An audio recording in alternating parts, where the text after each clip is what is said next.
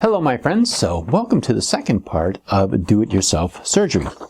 So we are on chapter 1, and in case you missed the first video, we learned how to put gloves on, how to prepare ourselves for surgery, and we have a fresh gown on, and we are now prepared to anesthetize the patient and operate on the patient. So, let's get into it.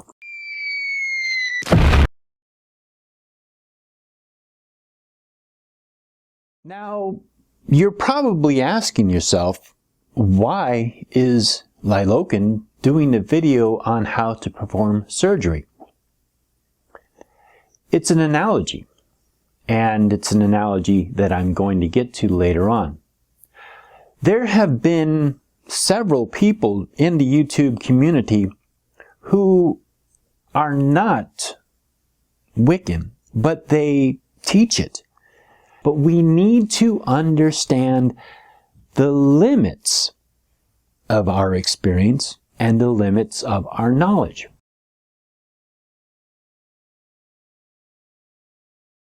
Anyone who understands the history of Wicca and witchcraft will understand that Wicca is very much witchcraft. However, all practices of witchcraft are not Wicca. Gardner's witchcraft practice was called Gardnerian. It was kind of a little bit of a slang term, those Gardnerians. And what happened was the people who were practicing under Gardner, following Gardner's form of witchcraft, embraced that name and took it on as the Gardnerian craft. Later on, especially in America, it became more acceptable to be known as a person who practices Wicca instead of witchcraft. It was just kind of, for whatever reason, people seemed to accept it better than saying I'm a witch and I practice witchcraft. People were still kind of hesitant about that. Not as much as they are today. Nowadays, they're a little bit more accepting of it. But back then, it was kind of it was for whatever reason, more psychologically receptive than witchcraft, which kind of scared people a little bit. But Wicca is very much witchcraft. So the people who go around talking about Wicca is not witchcraft don't really understand the history of where what we call Wicca today comes from. It comes from Gardner's form of witchcraft. Again, it is not the only form of witchcraft. And when I'm talking about witchcraft, I am talking about European witchcraft. That's also very important to understand. I'm talking about European witchcraft. So now we have even gotten to the point where Wicca itself no longer represents one thing. I have tried to figure out the best way to break Wicca down excuse me, into different categories. And the two main categories I think are the best way to describe this is there is initiatory witchcraft, initiatory Wicca, and there is non-initiatory Wicca.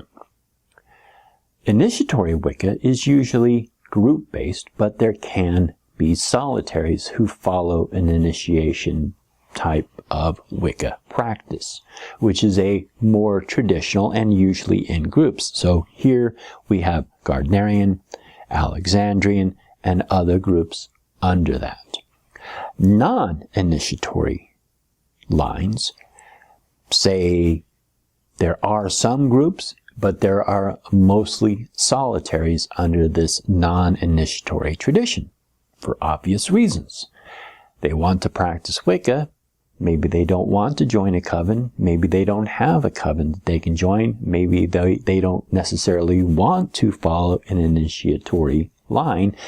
And so they go for the non-initiatory line. So you kind of get these two groups. You get the traditional initiatory lines, and then you have the solitary, eclectic type of Wicca practice. Now, I am not saying that one is better than the other, or the other is better than the other. In my eyes, they're equal. It's just different. They fit different styles.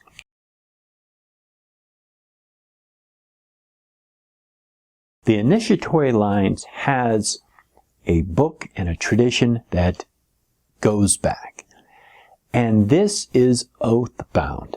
So what a lot of these writers who came out of the late 80s, early 90s, maybe even into the late mid-90s, what they did was they took the material that they had heard of or copied or possibly even gotten from the initiatory line of Wicca, and they took it, but because they could not publish the same thing that they were oath-bound to have, they changed it.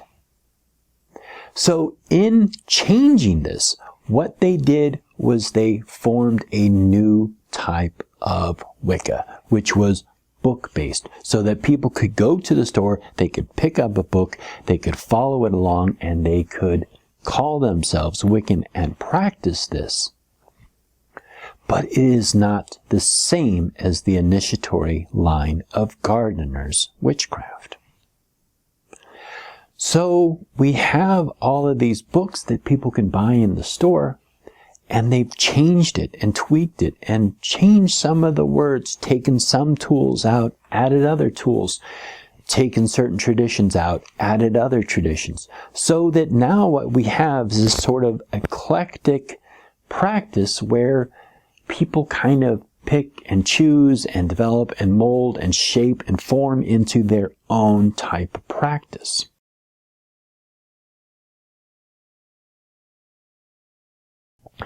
If we constantly compare the eclectic practice to the initiatory line, they are not going to match up. So it really is a waste of energy and a waste of our time to try and correct something that isn't wrong because it's different. So that is just something that I wanted to put out there. So for those of you who are interested in finding out the truth about Wicca, and you're interested and you want to learn more, rather than embarrass or even try to correct a lot of the misinformation that is out there, I'm going to suggest to you, the viewer, that if you're truly interested in what Wicca is to find out the background of the particular videos that you're watching. Find out who these people are. What is their practice? A lot of people are teaching Wicca and they don't even practice Wicca. It is reading a book and practicing, or reading a book and teaching Wicca. It is the same thing as trying to teach surgery without actually being a surgeon. The intention, the desire to be helpful is there, but unfortunately, they're not doing you, the student, service. Anyhow, that is just my rant. So, thank you and blessed be. One of the reasons for this